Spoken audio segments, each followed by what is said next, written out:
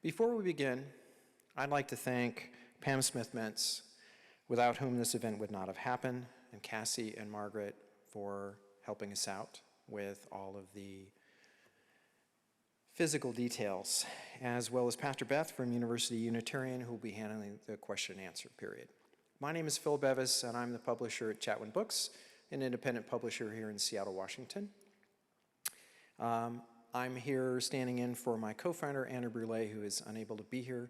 She has worked with David Lynch on his photography projects for years and years and years, and has a deep familiarity with his work.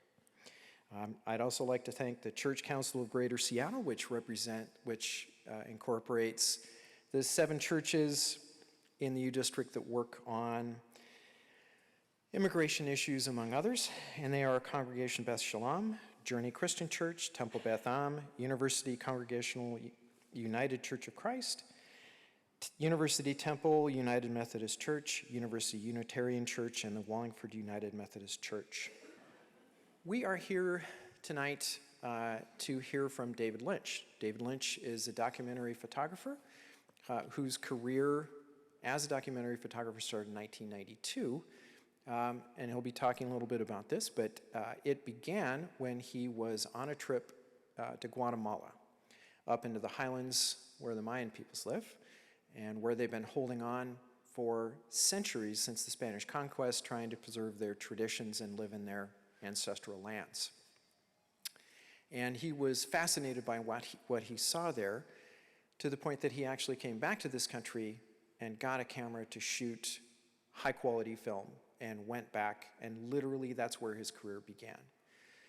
In the intervening years, as he will talk about it and you will see, he has worked extensively in the developing world, in the landfills of Mexico, in the slums of Haiti, in Cuba, and he's also worked extensively in this country in a couple of areas, documenting the lives of working people, and then also working with a project at Foster High School, Myrna Hecht runs, that uses poetry to teach a richer English to refugees from conflict zones, so high school students who are actual refugees. And in David's career, these 2 parallel lines, working in the developing world, documenting the difficult lives of people in poverty, whether in the agricultural highlands of Guatemala or in folks in landfills in Mexico or in the slums of Haiti, preserving dignity and humanity in the most difficult situations. And his work photographing young refugees in this country those 2 trajectories crossed when he heard about the migrant caravans that were coming up from south of the Mexican border. And he flew down to Mexico, and he went to the southern border, and he walked north with one of the caravans, and he's made 2 subsequent trips. So without further ado, please welcome David Lynch.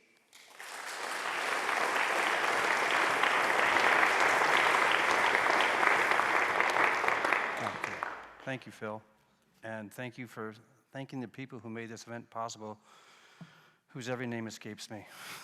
I'm quite sorry.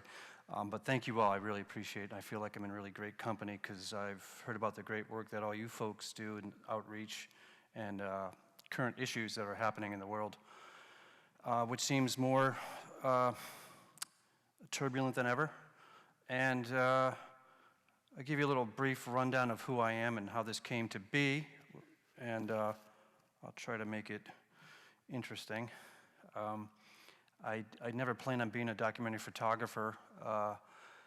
In fact, I really never knew what I wanted to be. I went to college and was searching for something creative, and I never quite knew what that was. I got involved in doing some film work at the University of Massachusetts, which is where I'm from. I'm from Massachusetts. I'm a New England boy, born and raised, and I've been out here about 20 years. In the course of my life, I went to school and originally went for agriculture and got my degree, and I decided I didn't want to do that and always felt this calling to do something else, without really knowing what it was, but I always felt it was something creative. And I enrolled in a program at a community college run by two actually very good professors. And I felt something stronger happening, and subsequently I finished my schooling and moved back to the area that I was from and started working for photographers as a kid, and mostly hauling around lots of heavy gear and learning how to light and do rudimentary product shooting and things of that nature. And of course, back then it was the late 80s, early 90s, everything was shot in film, so I was schooled in that, and a lot of it was self-taught, and I subsequently made a lot of mistakes with film, and I mean a lot of mistakes. And I worked in a lab and did custom printing and really skinned my knees on very basic of lab skills and doing black and white and color printing and all the nasty things and chemicals, and I enjoyed a lot of it. But nothing was really happening internally. You know, I could have just stayed on and had a job and done all that and had a very conventional thing going in my life. And but I think I was always very unsettled internally. And so as I was searching and continued my work in the area, I was shooting still photography and learning the skills of what that was. And I was shooting landscapes and once in a while and maybe some portraits. Nothing was really moving me. And that was okay. I was traveling, and one day I received a phone call from a friend of mine, and he was an instructor. He was a Spanish teacher in a private school in upstate New York, and he was going to Guatemala for an immersion, Spanish immersion class, and asked me if I wanted to go. And it was the dead of winter in New England, and nothing could be better than to get out of there in the winter. And I said yes, and I didn't even know where Guatemala was. I knew it was south of the border, and I'm embarrassed to say back then, but I had to look at a map and say, I don't care, let's go. And I did. And I went for a month with him, and I didn't speak a single word of Spanish. I knew nothing, and I knew nothing at all, as it turns out. And I went, and I had the most amazing time. And I went to a Spanish school, thank God. And I spent a week with a family, and I ate with them 3 times a day, and I hung out with the kids, the dogs, the cats. I went to school 5 hours a day, one-on-one with a teacher. And that system still maintains down there. And it's a good way to do it. Anyways, moving on. So I did this, and mostly I can say that right from the get-go, the minute I landed in the airport, to the guy who was selling me peanuts, which I can still remember, in the airport with a big smile on his face, would you like some peanuts? And in the corner there was a group playing on the marimba in the airport. And I was like, well, I like this. And it just grew and grew exponentially inside me. And the best way I can describe it is that I had no plan. I was escaping a bitter winter, and my only plan was to be away from that. But what happened was, looking back, as hindsight does, is it formed me as a person, and my art became my work, but I didn't know it then, because I didn't know anything at all then. I was just happy to see this guy selling me peanuts and this marimba band playing in the airport, and then the rest of the month was absolutely fantastic, because it was everything I didn't know. It was a culture I didn't know, it was a people I didn't understand, it was a language I didn't understand, and I loved every second of it. And I still do down there, and in most places south of the border. That has never left me. And so I have a fondness for a place that grew a seed, I suppose, is a metaphor, in my heart and soul, and it has maintained. And you know, life is funny. It's a strange trip, and I can honestly say that I really didn't have a plan, but that became probably the most defining moment of my life. And so everything started in Guatemala. After the month stay, I came home. And the day I came home, I'm like, I gotta go right back there. It's still winter here, I don't like this, and I really like it there a lot. And it wasn't about the weather anymore. It was about something else that I didn't really have words for, but it was something else. And so I made a camera out of parts from this other camera. It's a long story.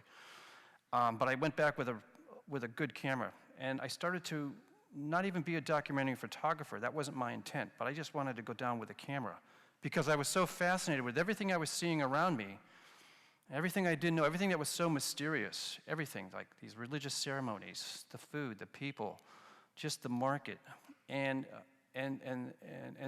everything was different. And that was the start, really, of my life, I would say, as an adult. So the creative side became what it became later. And it was only in hindsight that I realized that after I came back and I stayed a year, and I came back and I began to look at what I had, it was almost like, oh, I remember that. And that was a significant moment. And that became the thread to the next photo, and so on and so forth, when I wasn't even trying to actually do that. I hope that makes sense to you guys.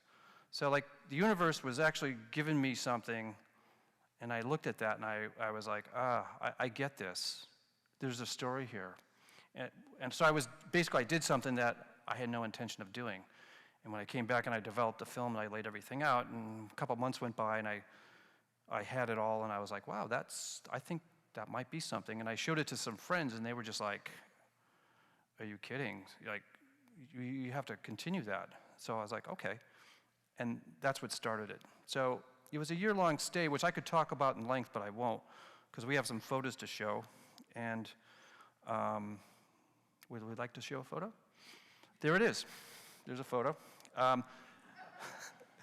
All these so this is from the first thing I ever did with the camera, I would say professionally, and with great intent and not having a plan. I'll try to be more concise on what that means, but I think you have somewhat of an idea what that is. I can honestly say that each one of these photos was a moment and a situation that was given to me internally, and I don't pretend to be godlike or religious, and I'm not, but I do believe that there's a spirit and there's a plan and there's an internalized place that's far bigger than I am. And I was given this when I started to shoot down there, and all these photos came about because of that internal voice, and it led me and told me to go to these places and told me to stay, make a left, go up this hill, wait here, go to this market, go to this religious ceremony and wait. This photo that's up on the wall right now is a pure example of something that I saw 3 weeks prior to this with the same light that fascinated me. So this shot's taken about 5 o'clock in the morning. It's cold, it's high in elevation, and this fog just rolls across this market before it opens. And I sat there in the dirt with my camera on the tiny tripod, wondering why I was there. And this is true. This is the only way I can tell the story. This is true. And I sat there, and this voice said, no, you wait, because something's going to happen. And you wait here, and something is about to occur, but you have to be patient. And I'm like, okay. And the beginning of this photo takes place without the gentleman coming in, shaking this guy's hand. The only thing that was in the photo was the bull, and the gentleman with the lance rope holding, and his 2 sons that are behind him. And I waited just watching that scene for a long time, then this guy walks across. And at the last second, he sticks out his hand, I take the photo. And I use this photo as an example of how that whole trip in Guatemala took place. It was in a very internalized voice. And from that photo, I learned how to trust in that, bless you. And I learned how to trust and believe in myself and build the confidence that I needed to continue to evolve with my work.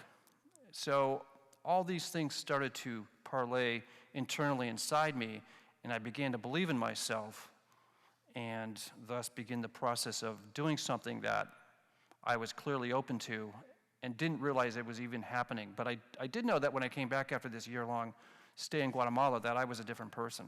And not because of the photographs, but just the way I was seeing and feeling the world. And the camera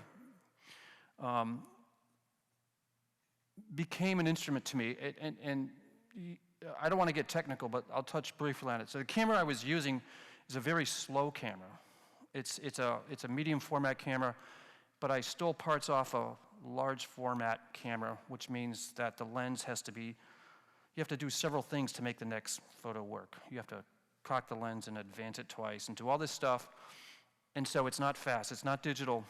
And I believe Beth and I were talking earlier about this, because she asked me how this comes to fruition, but it's a matter of a physiology, and film slows you down.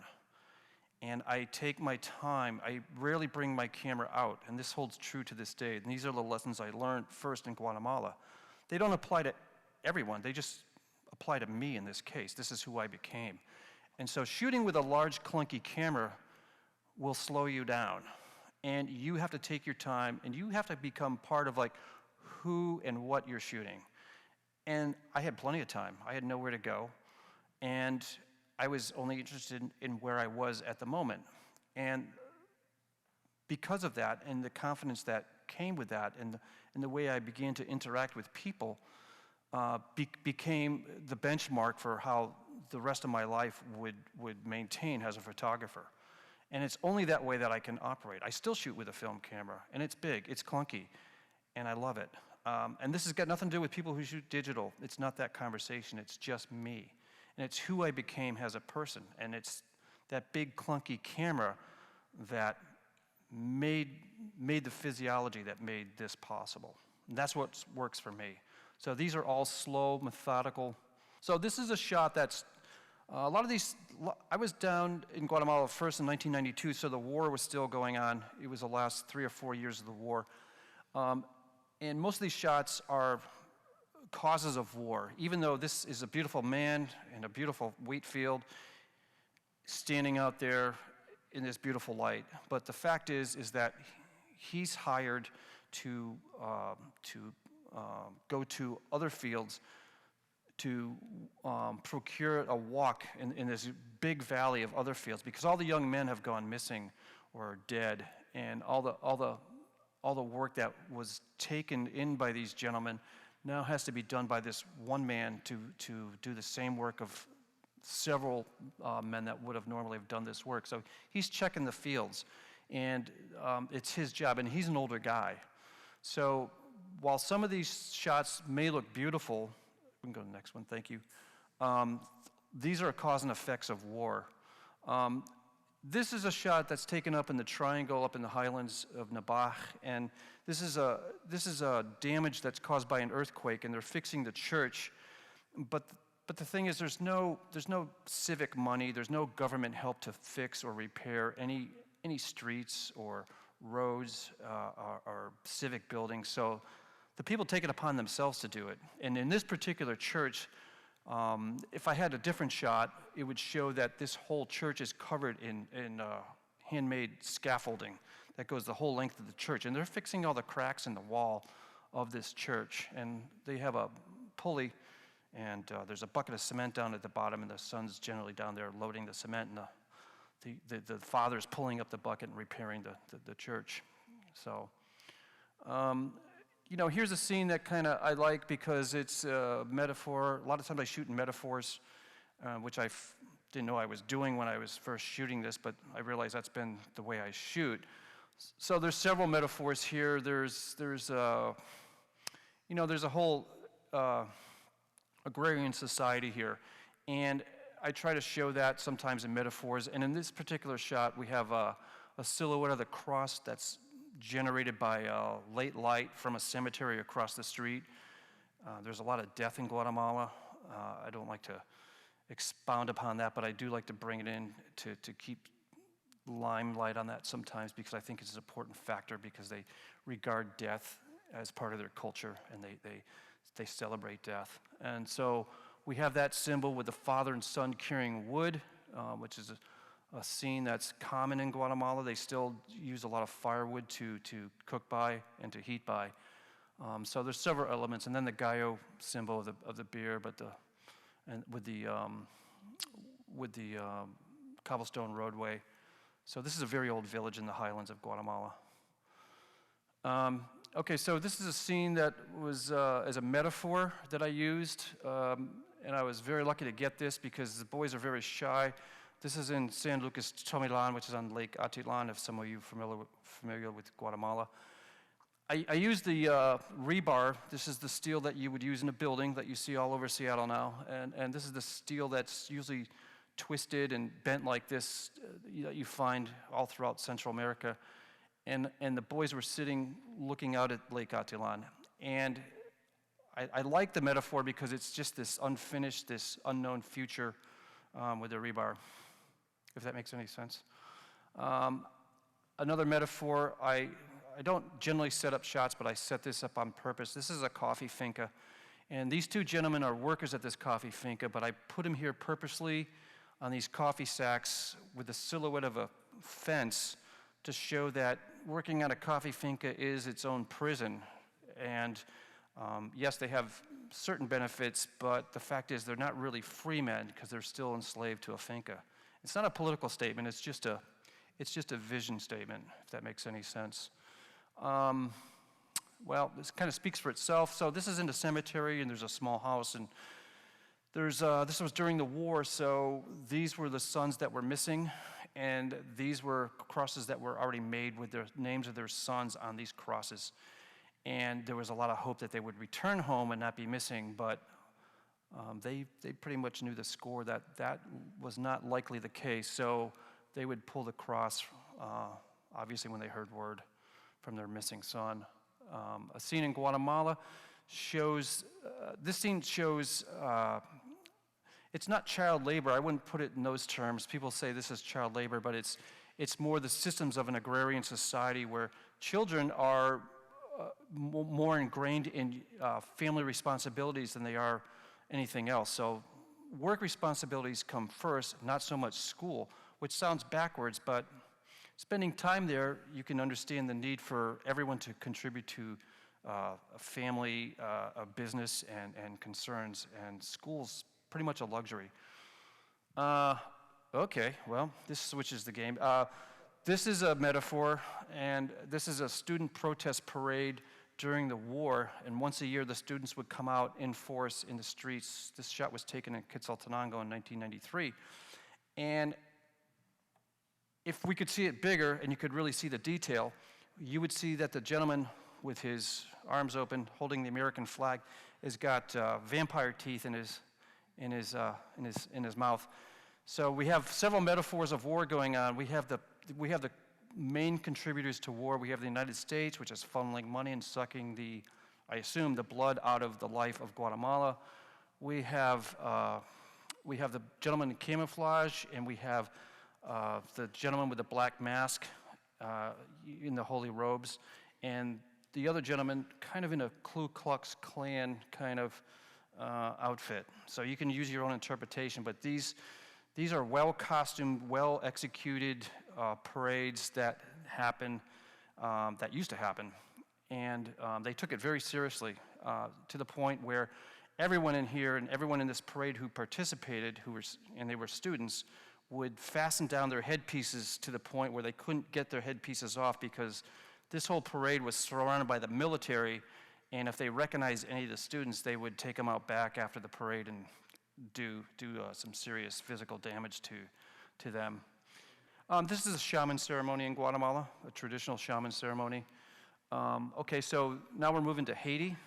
Okay, and so, I mean, the photo speaks for itself. I did set this up a little bit.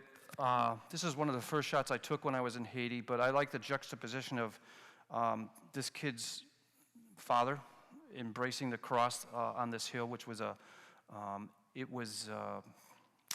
this particular place was a ceremonial place which gave respect to the people who died in the 2010 earthquake. And this is Cité Soleil. This is a place that I would like to return to.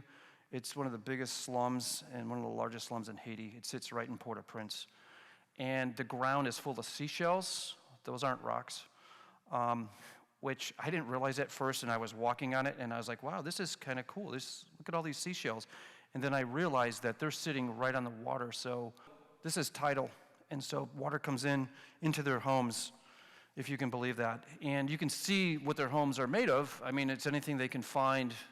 And this is a brother and sister in Sit Soleil. So this is, if I have my number right, the last I knew, Sit Soleil was approximately 40,000 people. And we're talking some serious poverty here, as you can see. This is a shot in a landfill. It's part of the landfill series I was shooting, and it's in Haiti. And I just really liked this shot. And I actually set this shot up, I admit it. You can never really normally take a shot like that. But I used it to the white of her dress to show as a symbol of the purity and the beauty of the people and the dignity of the people here against the backdrop of a landfill. This is Haiti again, and this is kind of speaks for itself. I was in an orphanage, and this boy is an invalid, and he's just, there was this, sad, I'm sorry, it's a sad photo, but he's got this horse on the wall, so it speaks for itself. This is the same orphanage in Haiti. Those kids were hilarious, by the way. Okay, so this is part of the landfill series. This takes place in Mexico City. It is hard to describe the scope, the physical scope of how big the landfills were. One question I didn't answer to myself, is that people often ask me, they say, well, why would you go to a landfill and start shooting people in the landfill? That's crazy. And I would have said, yeah, I would never do that. And if you had said that to me like 5 years ago, I would have said that would have been my response. So these projects, one project evolves into the next. And again, I'm going back to the whole intuitive thing. I do not look for these projects. They find me. And I was shooting something else completely unrelated to the landfill project, and it all stopped one day. And the universe said, no, that's crap. And I went back to the landfill. I won't get into how I saw it or what I first saw. It doesn't matter. The fact is I was just there. And I ended up at this small landfill. And it was filled with vultures. And it was filled with people working there. And I was horrified at what I saw. And yet at the same time I was fascinated because my brain shifted. And I thought, well, this is amazing. There's people living here. And there's people working here. What is that about? It wasn't about even me being a photographer. I was just curiosity. And I didn't know how that system worked. So I went down there, I walked around, and there was like 35, 40 people working there, and I talked to almost every one of them, and I said, what if I came back here with a camera and started photographing this? And they were like, yeah, sure, we don't care. Talked to the boss, they're like, yeah, go for it, we don't care. I was like, okay, and I did. And so this is part of that series that took about a year and several trips to do, and I can honestly say it sounds terrible. There's people living and dying and giving birth, and everything's happening in here, and it's awful. And it was absolutely incredible, and I've never met such nicer people. And I often found that the people with the least gave the most. They would invite me into dinner, and they didn't have anything. They didn't have anything to sit on. And they're like, would you like to have dinner with us? And, well, sure. And so this shot's kind of weird. It's a guy, he's carrying all these plastic bags he's bringing them back, and they load them full of recyclables. They're mostly looking for recyclables, and they're pulling them out of the trash with this hook, and they load up these bags, and the bag gets weighed, and they carry it up, and they load it on this truck, and they get a little stub at the end of the day, and they might make, I don't know, maybe $1, maybe $2. They might find a pair of shoes that they'll sell on the street. There's many stories. So here's one guy carrying this bag of recyclables. It's full of plastic. Now, this plank that he's walking up is maybe 12 to 15 inches wide. And that load is so heavy that I clearly remember this because I was watching this happen all week, and I was watching this, but I could never get the shot right. And I waited for this, and I waited, and I finally got it just the way I saw it and wanted it. And you can see it's balanced on those 5-gallon buckets. And so this load is so heavy, it takes two men and a boy to put that load on that guy's back. And I know because I went to lift that bag to help them, and I felt very small. It was very heavy, and I felt really useless, and I felt like such a gringo. No disrespect, but I did. And never a complaint, big smile on their face, haul that load up all day long like that. It's pretty humbling. Kids are playing in the landfill, working there. Some go to school, some don't. That is a plastic gun. And here's kind of a metaphor, the young, the old, side by side. Time marches on. A lot of the trash comes in by horse cart and, things like that. The two best friends there in the landfill. This is a boy who found this mask, reminding me of Halloween or other scary things. And so this shot's important. This is kind of a metaphor for me. This is actually a woman, and her face is, a lot of them are not proud of what they're doing. They're not happy that they're working in the landfill, so they cover up for many reasons. A lot of it for safety, some of it just because of hide their identity, understandable. This is probably one of the first shots I ever took in the landfill down in PTL. Yeah. And you can see like how they're living, I know it's hard to believe. I know it's sad. There's not much to say. It's just the truth. I can only shoot the truth. For those of you who can't read this, for some reason, I came around the corner in Guatemala City, and in English, it says, "God bless you, life." This photo speaks for itself. Children working in the landfill, very common sight. Okay, not good. Myrna Hex Project with the immigrants the refugees at Foster High School here in Tequila. Myrna kindly asked me one year, I think I shot it for 3 or 4 years in a row. I would just take a quick photo of the kids and hear their stories.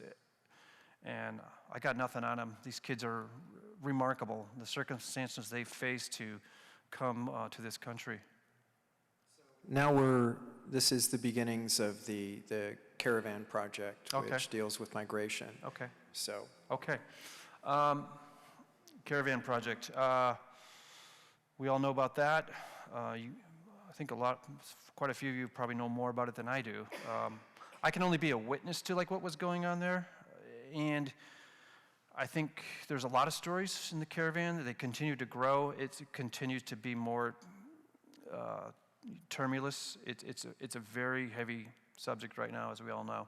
So I went down 3 times. First time I went down to Oaxaca, found the caravan, one of them, a big one. It was like 2,500 people. I found them late at night in a field. Looked like a rock concert, just hanging out in this big soccer field. And it was kind of a beautiful sight. Small community, moving slowly, trying to get to the border. In this instance, this is, well, I need to back up, sorry. So let me just continue what I was saying. So I found them in a field, and they were their own large community, and they were just toughing it out, walking. By the time I got to them the next day, I slept out in the field with them, and when I woke up in the morning, they got word that there was going to be trucks, and they were going to be starting to get shipped to Mexico City, which was still a long haul. And from Mexico City, they were going to decide which way they were going to go. Were they going to go left up to Tijuana way, or were they going to go right towards Brownsville, Texas? And the direct route is Brownsville, Texas, by far. The longer, more tedious route is certainly Tijuana. And they chose Tijuana, most of them. Some took Brownsville, but not many. Pardon me. I could never figure out why. And then I found out that in many countries around the world, most people don't know how to swim. And you have to cross a very dangerous river in Brownsville. And there's water snakes in that river. And they're not liking that too much. And they have a lot of history with past friends and relatives, family going to the border in Tijuana and said it's a much safer route. So a lot of them went to Tijuana. So after I finished my first trip in the Oaxaca area and traveling with the caravan, I went to Tijuana twice. I came home for maybe a week and a half, and I went right back just because I felt like I had to go back. So these are the photos. So what happened was that after the caravan, and they get trucked, and then they end up in Tijuana or a smaller percentage in Brownsville, they started to be encamped by the Mexican government and shifted around in these camps. And they would give, I'm not sure if excuse is the word, but they would give reasons for them to move from the original camp, which was, goodness me, on the tip of my tongue, give me a second, I'll come back to it. But from that first camp, they claimed unsanitary conditions would move them to another camp, and then the same reasons to another camp, when in fact they weren't really providing sanitary conditions at all. So I was there and I saw it. I was like, well, of course, if you gave them some Santa cans and you helped them clean up, then we could have a more substantial reason. But basically, it was the way I saw it, my opinion, which I don't like to often give in these situations, but the government was just not really going to provide the facilities needed to maintain where they were staying. And there was a psychological reason, which I also saw happening, is that they didn't want to keep them near the wall, which is where these camps were, because you could see the wall from these encampments. And when you move people away from the wall, it dims their hope diminishes their hope of getting in. So I think they would just keep them moving away from the wall further and further. And eventually they ended up in factory warehouses in Tijuana. And then they got moved from there, and I have no idea where they went after that. This is my first day here when I woke up, and they're here in the field in Oaxaca, and they're just awaiting like where they're going to go next. And so now the trucks are coming, and the trucks are coming at very long delays. There's a lot of intermittent time, and so they're waiting to get on these trucks, and you don't know when they're coming, and they're trying to load the women and children first. And so this is right when a truck was pulling in, and they're all looking at this truck, and all the women are running for the truck. And I have to say, it was a lot of chaos, but they made sure that the women and children got on first. And so, this is some of the scene that's happening, and they're trying to get the kids and the strollers, obviously. Because the government isn't providing trucks, but the small municipalities where they're camped out are providing the vehicles. But they're all work trucks, and they need those trucks for the next day. So you don't know when these trucks are coming. They're like, look, we got 3 trucks. They're going to finish work at 5 o'clock, and then we'll take some people to the next town. So they're all running for the truck. This is the first shot I took. I woke up one morning, and it's the soccer field I was referring to earlier. And I just thought it was a good metaphor for what's happening. And they're all tired, and they're all waiting, and they're just waiting for news of like how they're going to move next. There's usually 2 or 3 leaders who are trying to figure things out, and they're on cell phones, and they're trying to figure out how this is going to happen and how they're going to move this caravan to the next place. They found a shower, which was a luxury, and these guys were really great, and these are just normal people. They're just like you and I. They're no different. So they're exhausted, and they've been walking, and they're just trying to maintain their sense of preservation here. They're just self-preservation, trying to move on. Trucks are coming in at night, and they're all running for it, and what's left are mostly guys, and they don't care. They're just going to keep loading it because we're guys. It's ridiculous, and they did it. So here's a metaphor. There's some rosary beads, some prayer beads. These are actually African guys who came from West Africa, and they were trying to get in, and he was standing there by the wall like that. I took his photo on the wall in Tijuana. So religious service still takes place while the caravan's going. This was a nice scene. It was a Sunday morning. There's a lot of evangelicals and everything else, and so they all got together, and they were just doing church, and it was really a great scene.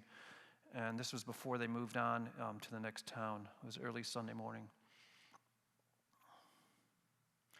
This is a gentleman who has money to keep him in a shelter in Tijuana for like about a week or 2. So this is before his money ran out. And, this is just, again, a metaphor in light and shadow that, just kind of a mysterious future. He doesn't know where he's going to go after his money runs out. And this is actually a tent city that's located right near the border in Tijuana. And that's actually a map of Mexico that's sculpted out of that piece of stone, which I use as the foreground to the tent city that's in the background. This is a fight that broke out in one of the camps, okay? And And I took this picture right at the moment that this guy was accused of stealing. And you have to understand, this is just regular people. After you're in a camp for 2 weeks, things happen, and we all do things that we'd rather not. And he was accused of stealing, and the cop came by and says, "Empty your pockets," and that's when he made that face, and he was in trouble. Guys are playing cards, normal stuff's going on in the camp. This kid's great. He's, so this is a shot of the wall as it looks into San Diego. That's right at the wall. This is a shelter that's in Tijuana. So if you have any spare money, you can get a clean, dry bed for however long your money holds out for. This kid was sick, and this is in one of the fields. This is in the initial night, a couple days that I was there in the football field I talked about. So there's not much medicine for these people along the way on the caravan, but this kid actually, he fared well. He actually felt much better the next day. This is at the wall in Tijuana, and I just kind of used the metaphor of the hooded man and the unknown future for the wall. This is inside a fairground stall, which they would normally use for livestock, and that's where these guys were bedding down for a couple nights. Haircuts happen for a couple cigarettes, and hanging laundry on the soccer net, and everyone's connection is a cell phone back home. Okay, guy goes up in the telephone pole, he pulls down a wire, and next thing you know, these guys are recharging their phones. And that's actually a significant shot. People say, "Oh, well, they all have expensive iPhones," and I'm like, it's not even the point. This is their only connection to the family back home, and it's really important that they had phones. We're at the wall here in Tijuana, waiting for a truck. Waiting for the trucks to come. Big crowd. This is a father, grandfather at the wall in Tijuana, and that's the book cover.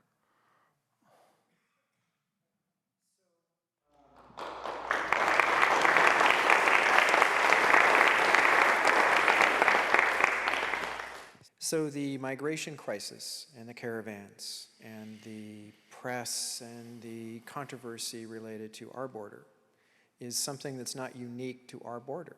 Migration is one of the great stories of our time, and you look at just about any continent in the world, Southern Europe, there's border issues. There's border issues between Venezuela and Colombia.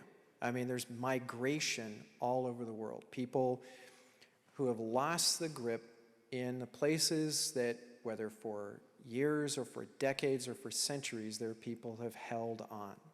And when you take a look at folks in slums and landfills, where in agricultural areas in the highlands, folks have held their grip and then they've lost it.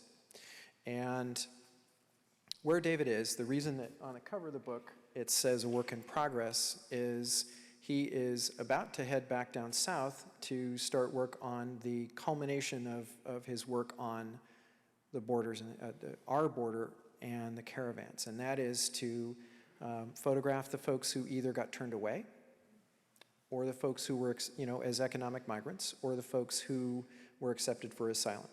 And to photograph the people who work for nonprofits and governments whose job it is to, on both sides of the line, to deal with these people. And it's not an easy job. The scale is remarkable. The pace, as of a few months ago, at about 110,000 a month, folks presenting themselves for asylum, means that in the course of a 6-month period, the population of Seattle has been presenting itself for asylum.